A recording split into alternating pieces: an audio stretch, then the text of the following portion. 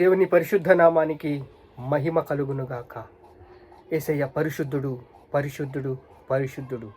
2వ సమూయేలు గ్రంథము 7వ అధ్యాయము 1వ వచనము. యెహోవా నలు దిక్కులుండి అతని శత్రువుల మీద అతనికి విజయం ఇచ్చి అతనికి నెమ్మది కలిగజేసిన తర్వాత రాజు తన నగరి యంద కాపరముండి నాతానును పిలిపించెను. తనకి నిద్ర పడతలేదు. ఒక భారము, హృదయ వాంఛ.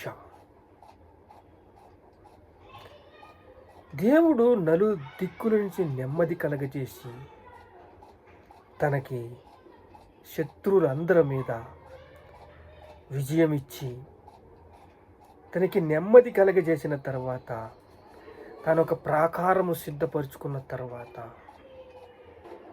పట్టణములో అద్భుతాలు జరిగి ఆశ్చర్య కార్యాలు జరిగి మేము పోరాడుచున్నది ఆకాశ దురాత్మ సమూహులతోనూ ఈ లోకనాథులతోనూ ప్రధానులతోనూ అధికారులతోనూ అని పౌలు చెప్తాడు. ఈరోజు మనకి నెమ్మది కావాలంటే, ఈరోజు మనకి శాంతి కావాలంటే, ఈరోజు మనకి కృప కావాలంటే, ఉద్యోగంలో శాంతి కావాలంటే, నలుదిశల నుంచి నెమ్మది కావాలంటే, దేవుని ప్రేమను అనుభవించాలంటే, దేవుని కృపను అనుభవించాలంటే, దేవుని సన్నిధిని అనుభవించాలంటే దేవుడు మనకు తోడయుండి నలుదిక్కులు నెమ్మది కలగజేస్తేనే తప్ప ఇది ఎవరి వల్ల సాధ్యము కాదు. సూది బెజ్జములో ఒంటె దూరదు. కానీ దేవునికి అసాధ్యమైనది ఏదైనా ఉన్నదా? దేవునికి సమస్తము సాధ్యమే. మన వ్యాపారాల్లో, మన ఉద్యోగాల్లో, మన వ్యవసాయంలో ఎవరెవరికి ఏవే కొలతలు ఇచ్చాడో ఆ యొక్క సరిహద్దులు విశాలపరుచుకుంటూ ప్రార్థనలు మీ సరిహద్దులు ఎమ్మెల్యే అవ్వాలి, ఎంపీ అవ్వాలి. తన గురి కొరకే కనిపెట్టుకునేవాడు ప్రధానమంత్రి అవ్వాలి. దాని గురి కొరకు కనిపెట్టుకోవాలి. కలెక్టర్ అవ్వాలి, ఇంజనీర్ అవ్వాలి, డాక్టర్ అవ్వాలి. మీకు నెమ్మది కావాలంటే దేవుణ్ణి అడుగు, జ్ఞానం కావాలంటే దేవుణ్ణి అడుగు. నలుదిక్కుల నుంచి నెమ్మది కలిగజేసే దేవుడు, సృష్టికర్త అయిన దేవుడు మీకు ఉన్నాడు. మీరెందుకు చింతిస్తున్నారు? మీ సరిహద్దులు విశాలపరచుకోండి. దేవుని కృప మీకు అపరిమితముగా ఉన్నది. మరలా చెప్తున్నాను,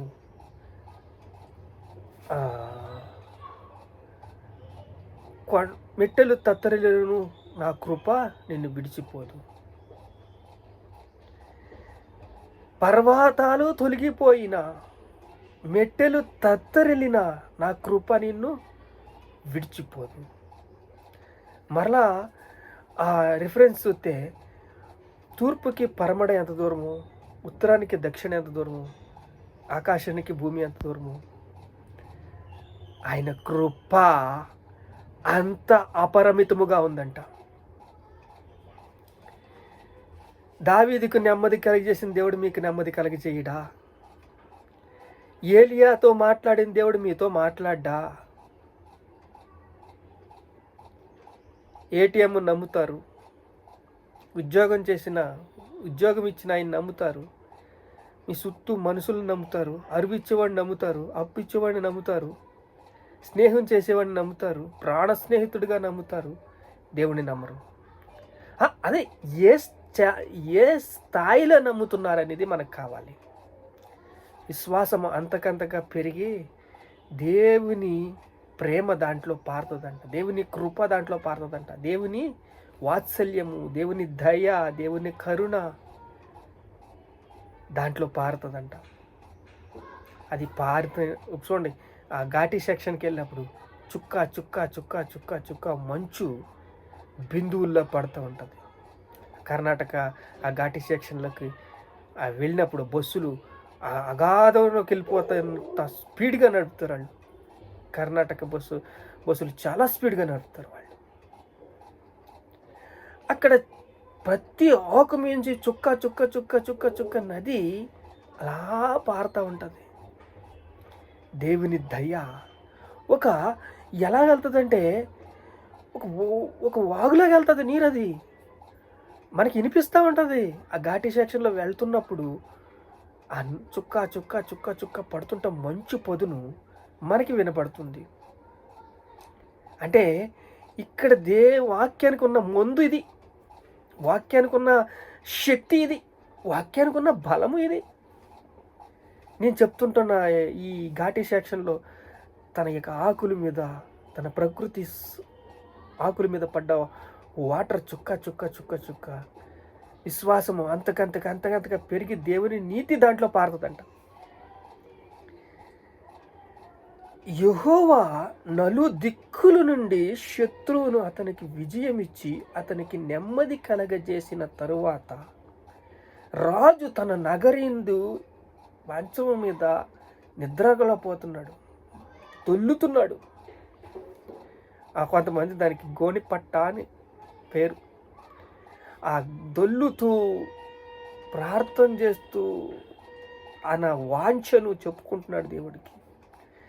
నేను ఇంత నగరంలో నివసించాలంటే నా యొక్క అధిపతులు, సేనాధిపతులు, ఒక కింద స్థాయి వారు, నేను ఎలాగా ఈ వీధుల్లోకి వెళ్ళి నేను ఎలా పడుకోను, నేను అక్కడ ఎలా నివసించను, నేను ఎలాగా అక్కడ నేను నిలబడను, నేను అక్కడే ఉండాలని ఆశపడుతుంది. నా హృదయం తవకపడుతుంది, నా హృదయం వైసారిపోతుంది. అక్కడ నేను ఆరాధించాలి, నేను ఇక్కడ ఉండలేను, నీకు ఒక మందిరం కట్టించాలి. ఆ మందిరంలో నేను స్తుతిస్తాను, నేను ఆరాధిస్తాను, నేను గణపరుస్తాను, నేను మహింపరుస్తాను అని ఆరాటపడిపోతున్నప్పుడు, రాజా మీకు ఆలోచన వచ్చింది, మంచిదే, చెయ్యండి, దేవుడు మీకు తోడుగా ఉన్నాడు, అలాగే చేయండి, సరే అండి అలాగే చేసేయండి అంటే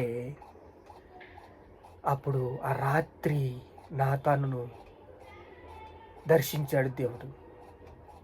దావీదు మందిరం కట్టకూడదు, నా హృదయానుసారుడు దావీదు కొడుకు సొలొమోను మందిరం కట్టాలి.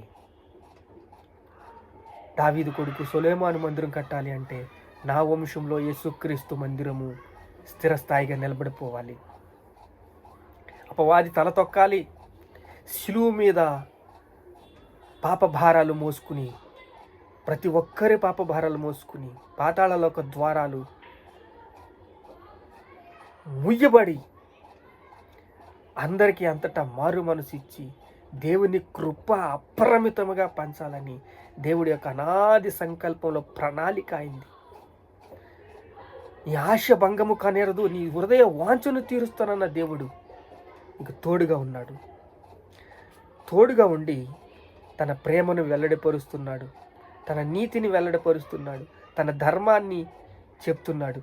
నాతాను వచ్చి, ఇదయ్యా నీ కుమారుడికి మందిరం కట్టించాలి కానీ నువ్వు కట్టించకూడదంటే, సరేనయ్యా అని తను ప్రార్థనలో, అతను చేసిన ప్రార్థనలు ఫలించి తన కుమారుడు మందిరం కట్టించాడు. ఆ మందిరంలో 40 సంవత్సరాలు శాంతిని ప్రసాదించాడు, నెమ్మదిని ప్రసాదించాడు. చుట్టూ రాజ్యాలన్నీ కూడా నెమ్మదితో జీవించారు. ఈరోజు మనం కూడా నెమ్మదితో జీవించాలని, అందరికీ సువార్తను పంచాలని, సువార్త పంచటమే మన ధ్యేయమని, దేవుడు అద్భుత కార్యం చేస్తాడని, ఆశ్చర్య కార్యం చేస్తాడని, అందరినీ మారు మనసులోకి నడిపిస్తాడని, అందరి హృదయాలు తెరుస్తాడని, పరిశుద్ధపరుస్తాడని, పవిత్రపరుస్తాడని నమ్మి విశ్వసించినట్లయితే మనము సర్వలోకానికి వెళ్ళి సర్వ సృష్టికి సువార్తను ప్రకటించమన్నాడు. మనం చేసే ప్రయాసం వ్యర్థం కాదు. దేవుడు లోకములో ఎంతో ప్రేమించి మనల్ని నెమ్మదిచ్చి, శాంతినిచ్చి, కృపనిచ్చి, కనికరనిచ్చి, బలపరిచి, స్థిరపరిచి, సిద్ధపరిచి ఇదిగో ముందుకు తీసుకొచ్చాడు. ప్రార్థన చేసుకుందాం. మహాపరిశుద్ధుడైన తండ్రి,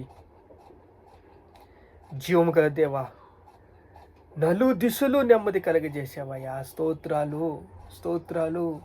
పరిశుద్ధుడా స్తోత్రాలు, స్తోత్రాలు, స్తోత్రాలు. మమ్మల్ని కూడా పరిశుద్ధంగా ఉండమన్నావు. నేను పరిశుద్ధుడిని, మీరు కూడా పరిశుద్ధంగా ఉండమన్నావు.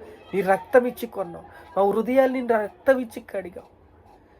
యేసు రక్తము సకల పాపము నుండి పవిత్రపరచునని చెప్పావు. నీకు స్తోత్రాలయ్యా, స్తోత్రాలయ్యా. అయా నలు దిశలు నెమ్మది కలగజేసేవయ్యా. నీ కృపనిచ్చేవయ్యా. విశ్వాసం అంతకంతగా పెరిగి దేవుని నీతి దాంట్లో పారేలాగా నీ కృపను అనుగ్రహించేవయ్యా. నీకే మహిమ ఘనత ప్రభావాలు చెల్లిస్తున్నావు తండ్రి. ఆమేన్, ఆమేన్.